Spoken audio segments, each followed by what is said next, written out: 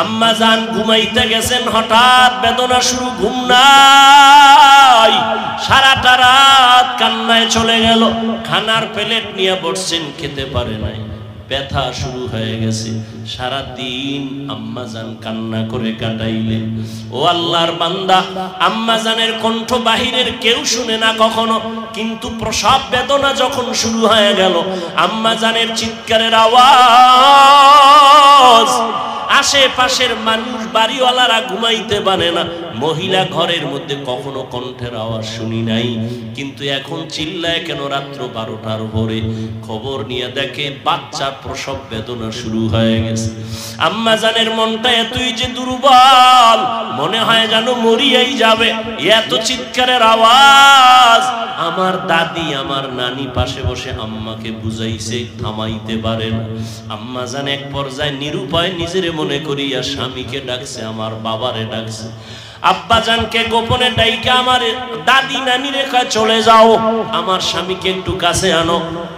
আমার স্বামীকে কাছে আনলেন। আম্মা জান স্বামীর হাতটা ধইরা চোখের পানি ছেড়ে কাঁদে আর কয়, স্বামী, আমি আপনার ঘরে সংসার করতে গিয়ে কত বেয়াদবি করেছি, আপনার যেইভাবে খেদমত করা দরকার আমি করতে পারি নাই, দয়া করে আপনি আমার দাবিটা ছেড়ে দেন, আমাকে মাফ করে দেন। আব্বা জান বলে, বিবি তুমি এমন কেন করো?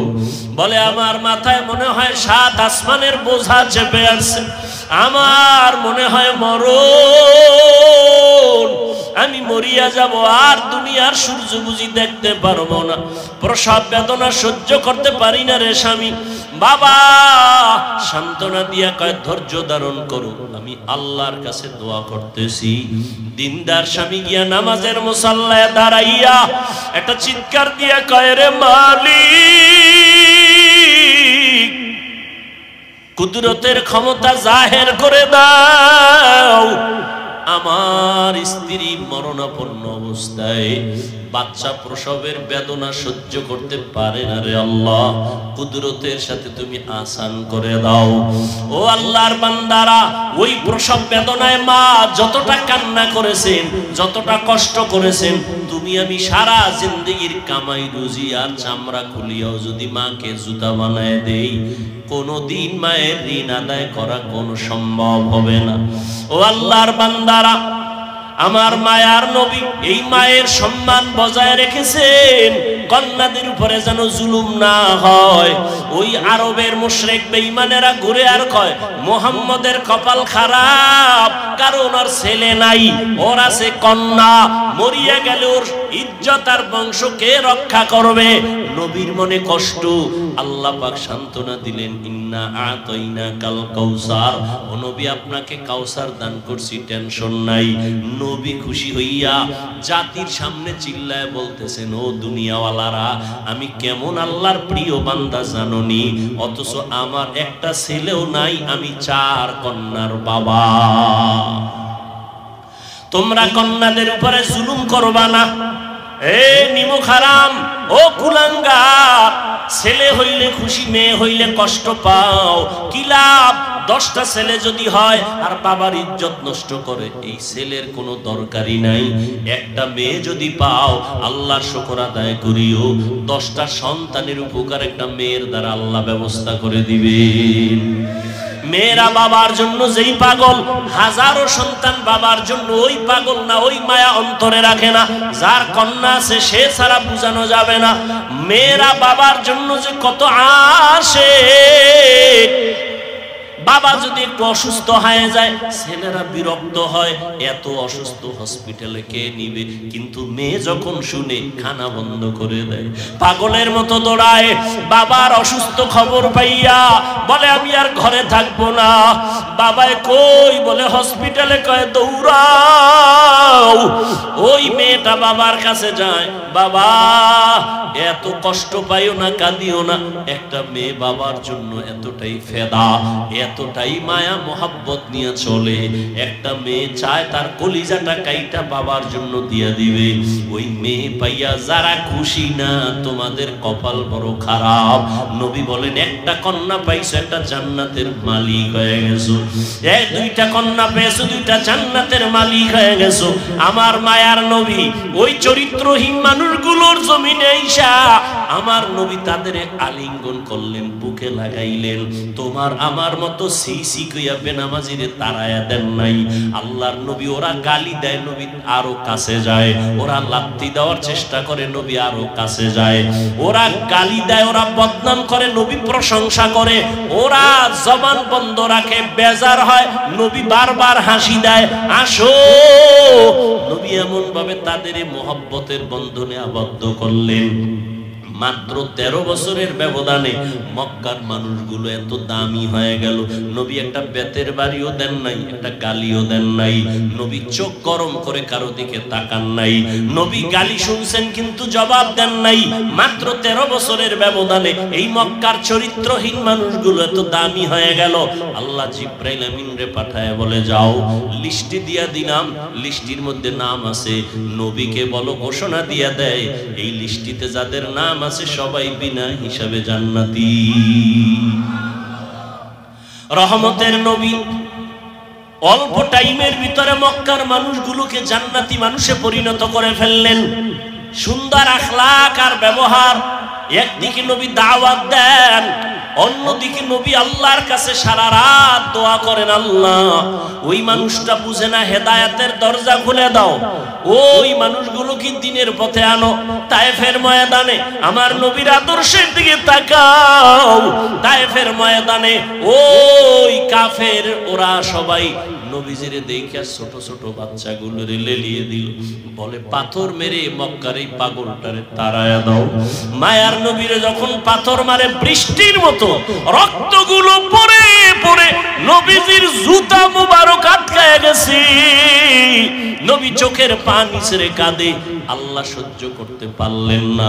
ও জিব্রাইল, আমার নবীরে গিয়া বলো এখনই তায়েফের জমিন উল্টায় সব ধ্বংস করে দেই।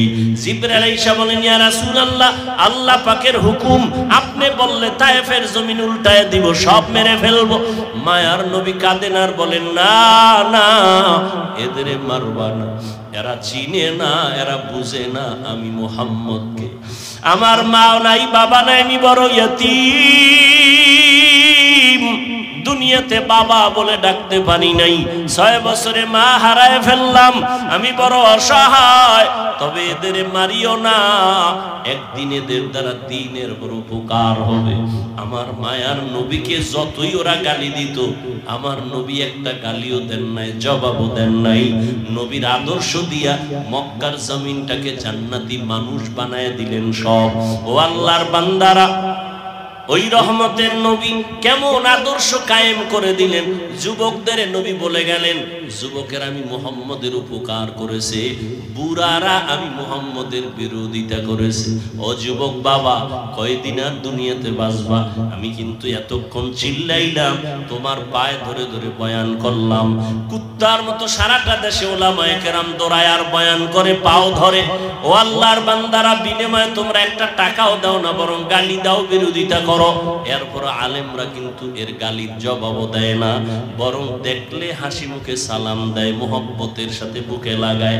এর একটাই মাত্র কারণ, নববী আদর্শে তারা চলতেছে, দুনিয়ার মানুষের দিনের পথে ডাকতেছেন। ও যুবক বাবারা, আজকে আমি এই কথা বলি নাই তুমি আজকে আমার মতো পাগড়ি লাগাও, স্কুল কলেজে তালা লাগায় মাদ্রাসায় চলে আসো। না রে বাবা, তুমি স্কুলে থাকো, কলেজে থাকো, লেখাপড়া করো, চাকরি করো, ডাক্তারি পড়ো, ইঞ্জিনিয়ারিং পড়ো, ব্যবসা করো, রহমতের নবীর মোহাব্বত লাগায় সুন্নাতওয়ালা জিন্দেগির দিকে আগাও। মা বাবার দোয়া নাও, মা বাবার দোয়া ছাড়া এই চেয়ারে আমিও বসতে পারি নাই। ও টাকাওয়ালা, মা বাবার দোয়া ছাড়া, কান্না ছাড়া তুমি কিন্তু টাকার মালিক হতে পারো নাই, বাড়ি গাড়ির মালিক হতে পারো নাই। ওই মা বাবার জন্য কলিজা ভরে দোয়া করিও। মা বাবার জন্য মসজিদে বসে আছো, একবার আলহামদু সূরা কুল হুয়াল্লাহ 3 বার দরুদ শরীফ পড়ে একা একা দোয়া করিও। পারলে কবরের সামনে যাওয়ার সময় থাকলে যাইও। ও আল্লাহর বান্দা, যাদের মা বাবা বেঁচে আছে মায়ের কাছে গিয়া দোয়া চাইও। ও বাবা, তোমার মতো যুবক আজকে জেনারেল লাইনে থাকিও নামাজ পড়ে অভাব নাই, সাগরে গিয়া মাছ ধরে নামাজ ছাড়ে না, চাকরি করে নামাজ ছাড়ে না, গাড়ি চালায় নামাজ বাদ দেয় না। ও আল্লাহর বান্দা যুবক, তুমি কেন পারবা না? ও পর্দার আড়ালের আম্মা জানেরা, আপনাদের অবদানের কারণেই তো এই দুনিয়াতে সন্তান ভালো হয় খারাপ হয়। যত ভালো সন্তান আসছে আপনাদের অবদান আর মেহনত আর দোয়া।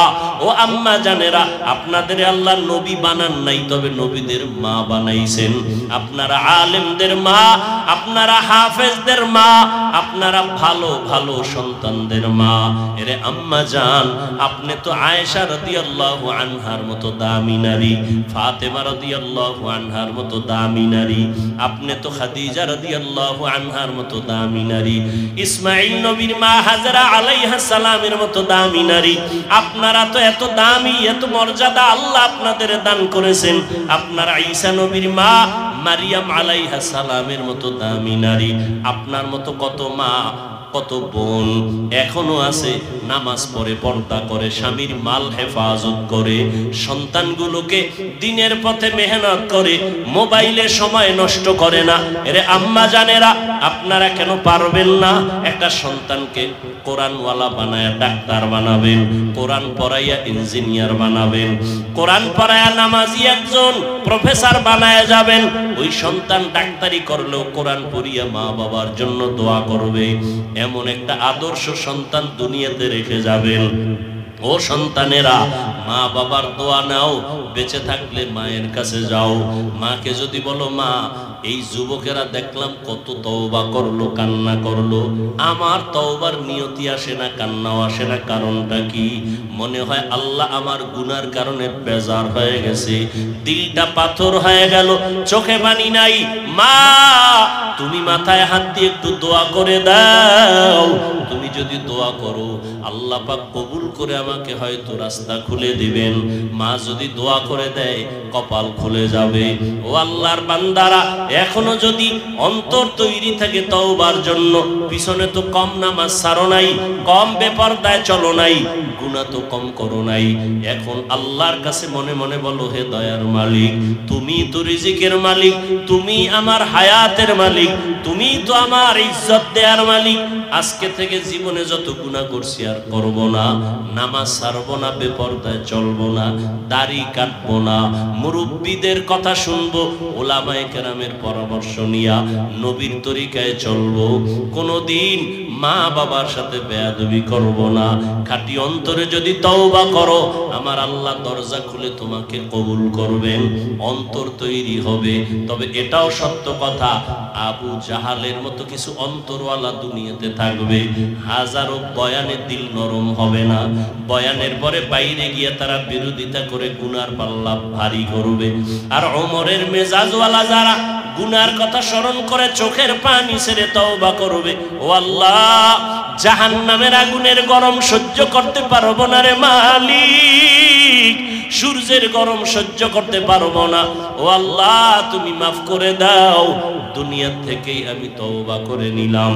যদি আল্লাহর বান্দা তওবা করার খাঁটি নিয়ত থাকে, অন্তরে কোনো মুনাফিকি না থাকে, তওবার নিয়ত থাকলে দুটো হাত আমার আল্লাহকে দেখায় দাও। আয় আল্লাহ, আমাদের তওবা কবুল করে নেন, হাতগুলো কবুল করে নেন। আয় আল্লাহ, তওবার উপরে মজবুত হইয়া উলামায়ে কেরামের পরামর্শ নিয়া নবীজির সুন্নাত অনুযায়ী চলার তৌফিক দান করে দাও। মা বাবার দোয়া নিয়ে চলার তৌফিক দান করো। আয় আল্লাহ, আমাদের সবাইকে দ্বীনের খাদেম হিসেবে কবুল করে নাও, আমিন। ওয়া নাশহাদু আন্না সাইয়্যিদানা ওয়া মাওলানা মুহাম্মাদান আবদুহু ওয়া রাসূলুহু আরসালাহু বিল হাক্কি বাশীরা ওয়া নাযীরা ওয়া দাঈয়ান ইলাল্লাহি বিইذনিহি ওয়া সিরাজাম মুনীরা।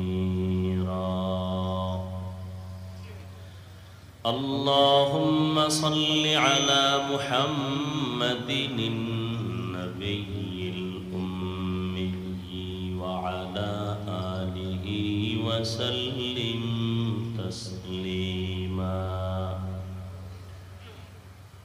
وبعد فأعوذ بالله من الشيطان الرجيم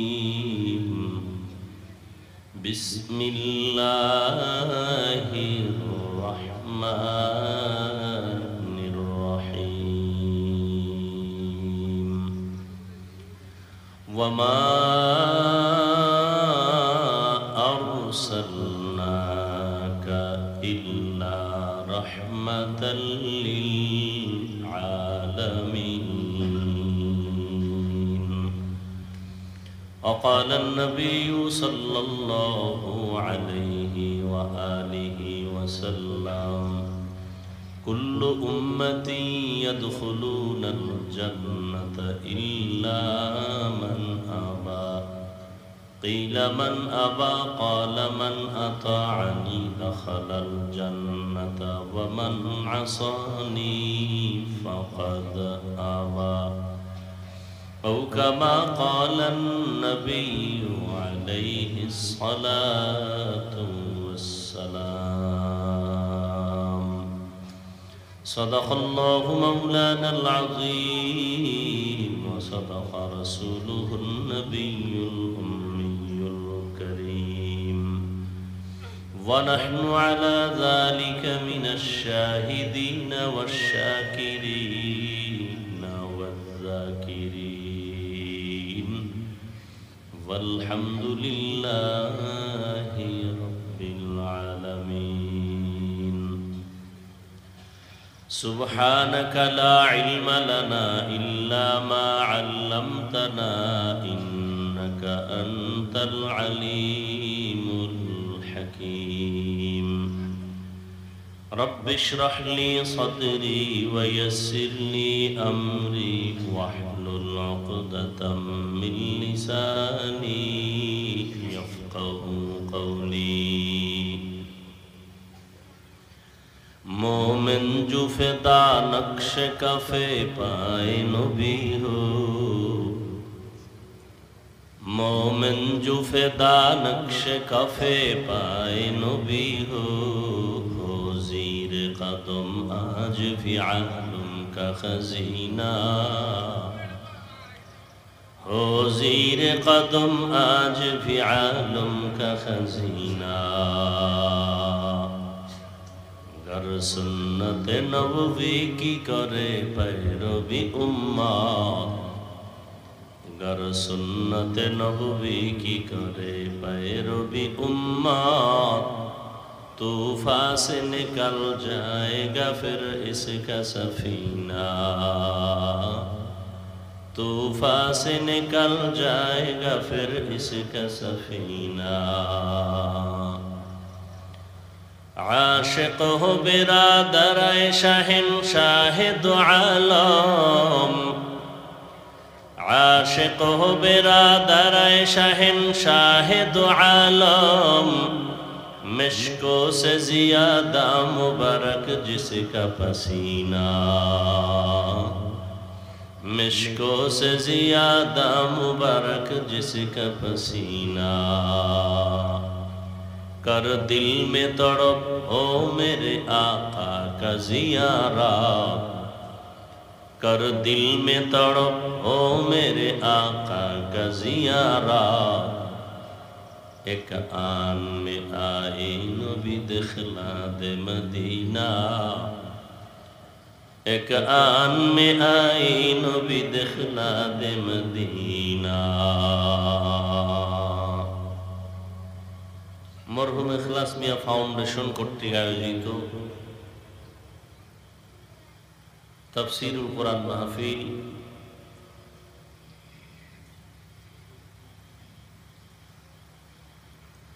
মহতি এ মাহফিলে উপস্থিত মুহতারাম সম্মানিত সভাপতি, প্রধান অতিথি, হাজারো আলেমের উস্তাজ, উস্তাজুল উলামা আল্লামা মুফতি কিফায়াতুল্লাহ শফিক দামাত বারাকাতুহুম, শেখুল হাদিস ও মুহতামিম আল জামিয়া আল ইসলামিয়া টেকনাফ, অন্যান্য হযরত উলামায়ে কেরাম, অত্র অঞ্চলের বিভিন্ন স্থান থেকে আগত আল্লাহ পাকের আশিকিন, জাকিরিন, শাকিরিন, মুহিব্বিন, মুরব্বিয়ান আযম, কালিজার টুকরা আমার সমবয়সী যুবক বন্ধুগণ, স্নেহের ছোট ভাই, পর্দার আড়ালে মাইকের আওয়াজ শ্রবণরতা সম্মানিত মা ও বোনেরা, সাউন্ড স্পষ্ট হয় না কেন? আল্লাহ পাকের দরবারে শুকর যে আল্লাহ পাক আমাদেরকে হাজারো লাখো মানুষের ভেতর থেকে বাছাই করে পৃথিবীর শ্রেষ্ঠ মজলিস, উলামায়ে আহলে হকের মজলিস, গুনাহ মাফের মজলিস, তওবা কবুলের মজলিসে